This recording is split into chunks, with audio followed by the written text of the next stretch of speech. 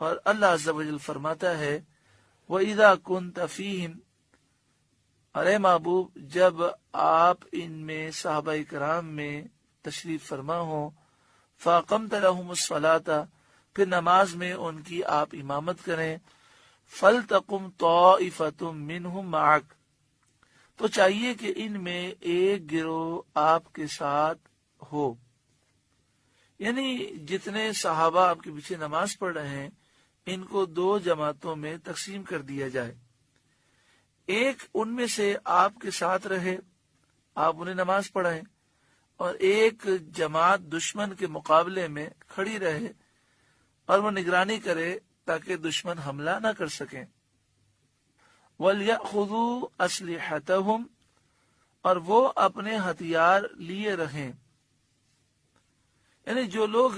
دشمن کے مقابلے میں ہوں وہ ہتھیار لے کر دشمن کے سامنے کھڑے رہیں۔ اور حضرت عبداللہ بن عباس رضی اللہ تعالی عنہما سے مروی ہے کہ اگر جماعت کے نمازی مراد ہوں تو وہ لوگ ایسے ہتھیار لگائے رہیں جن سے نماز کو کوئی خلل نہ ہو، یعنی تلوار، خنجر وغیرہ۔ بعض مفسرین کا قول ہے کہ ہتھیار ساتھ رکھنے کا حکم دونوں فریقوں کے لیے ہے اور یہ احتیاط کے قریب ہے، یعنی جو دشمن کے مقابلے میں کھڑے ہیں وہ بھی ہتھیار لے کر کھڑے رہیں، اور جو نماز پڑھ رہے ہیں وہ اپنے ہتھیار قریب رکھیں، اور جن ہتھیار کو جسم پر سجا سکتے ہیں وہ جسم پر لگا کر نماز ادا کریں، کیونکہ میدان جنگ میں ہے اور کبھی بھی حملہ ہو سکتا ہے، تو اس لیے ہتھیار اپنے ساتھ رکھیں۔ فَإِذَا سَجَدُوا، پھر جب وہ سجدہ کر لیں، یعنی دونوں سجدے کر کے رکعت پوری کر لیں، ایک رکعت ہو جائے، فَلْيَكُونُوا مِنْ وَرَائِكُمْ، تو ہٹ کر آپ سے پیچھے ہو جائیں، تو یہ جماعت جس نے آپ کے پیچھے ایک رکعت ادا کی ہے وہ ہٹ کر دشمن کے مقابلے چلے جائیں۔ وَلْتَأْتِ طَائِفَةٌ أُخْرَى، اور اب دوسری جماعت آئے، لم یصلوا، جو اس وقت تک نماز میں شریک نہ تھی اور اب تک وہ جماعت دشمن کے سامنے تھی، فَلْيُصَلُّوا مَعَكَ، اب وہ آپ کے مقتدی ہو جائیں، آپ کے ساتھ نماز ادا کریں۔ وَلْيَأْخُذُوا حِذْرَهُمْ وَأَسْلِحَتَهُمْ، اور چاہیے کہ اپنی پناہ اور اپنے ہتھیار ساتھ رکھیں۔ پناہ سے مراد ایسا سامان ہے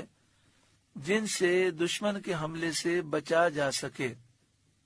ان کا ساتھ رکھنا بہرحال واجب ہے، یعنی زرہ، لوہے کی جیکٹ، لوہے کی ٹوپی وغیرہ، وہ چیزیں کہ دشمن اگر اچانک حملہ کر دے تو ان کی حفاظت ہو سکے، یہ رکھنا واجب ہے، اور ہتھیار ساتھ رکھنا مستحب ہے۔ نماز خوف کا مختصر طریقہ یہ ہے کہ پہلی جماعت امام کے ساتھ ایک رکعت پوری کر کے دشمن کے مقابل جائے، اور دوسری جماعت جو دشمن کے مقابلے میں کھڑی تھی وہ آ کر امام کے ساتھ دوسری رکعت پڑھے، پھر امام دوسری رکعت کے بعد سلام پھیر دے، اور پہلی جماعت آ کر دوسری رکعت کو ادا کرے بغیر قرات کے، اور وہ سلام پھیر دے اور دشمن کے مقابل چلی جائے، پھر دوسری جماعت اپنی جگہ آ کر ایک رکعت جو باقی رہی تھی اس کو قرات کے ساتھ پورا کر کے سلام پھیرے، کیونکہ یہ لوگ مسبوق ہیں اور پہلی لاحق۔ اس کو ہم پھر سمجھتے ہیں کہ صحابہ کرام علیہم رضوان کو یہ حکم ہوا کہ دو جماعتیں بنائی جائیں، ایک جماعت سرکار دو عالم صلی اللہ علیہ وآلہ وسلم کے پیچھے کھڑی رہی اور اس نے نبی اکرم صلی اللہ علیہ وآلہ وسلم کے پیچھے ایک رکعت ادا کی،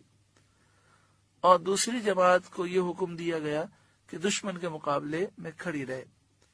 جب ایک رکعت صحابہ کرام نے پڑھ لی تو وہ نماز سے نکلے، دشمن کے مقابل آئے، ہتھیار اٹھا کر دشمن کے مقابل میں کھڑے ہو گئے، اور جو پہلے کھڑے تھے وہ آئے اور حضور کے پیچھے انہوں نے ایک رکعت ادا کی۔ سرکار دو عالم صلی اللہ علیہ وآلہ وسلم نے جب سلام پھیر دیا تو یہ دوسری رکعت میں شامل ہونے والے دوبارہ دشمن کے سامنے چلے گئے،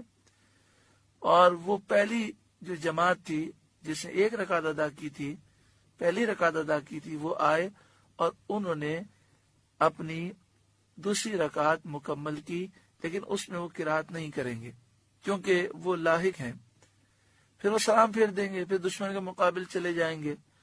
پھر جو دوسری رکعت ادا کرنے والے ہیں وہ اپنی ایک رکعت پوری کریں گے، اور چونکہ یہ مسبوق ہیں لہذا وہ اس میں تلاوت بھی کریں گے۔ یہ طریقہ ہے نماز خوف کا۔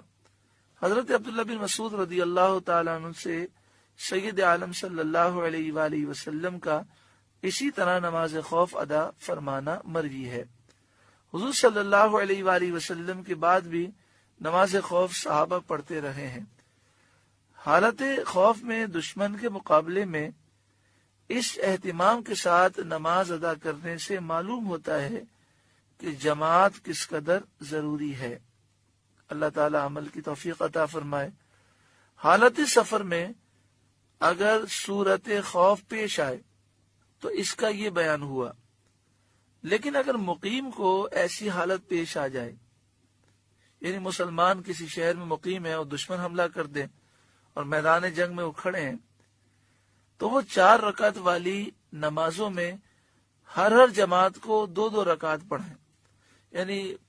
تمام نمازیوں کے 2 گروہ بن جائیں۔ ایک گروہ 2 رکعت پڑھ کے وہ چلا جائے، پھر دوسرا گروہ آ کر 2 رکعتیں ادا کرے،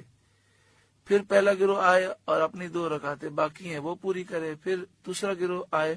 اور وہ اپنی 2 رکعتیں جو باقی ہیں پوری کرے۔ اور 3 رکعت والی نماز میں پہلی جماعت کو 2 رکعت اور دوسری کو 1۔ تو یہاں ارشاد فرمایا کہ وَلْتَأْتِ طَائِفَةٌ أُخْرَى، اب دوسری جماعت آئے، لم يُصَلُّوا، جو اس وقت نماز میں شریک نہ تھی، فَلْيُصَلُّوا مَعَكَ، تو چاہیے کہ وہ آپ کے ساتھ نماز ادا کریں، وَلْيَأْخُذُوا حِذْرَهُمْ وَأَسْلِحَتَهُمْ، اور چاہیے کہ وہ اپنی پناہ اور اپنے ہتھیار لیے رہیں۔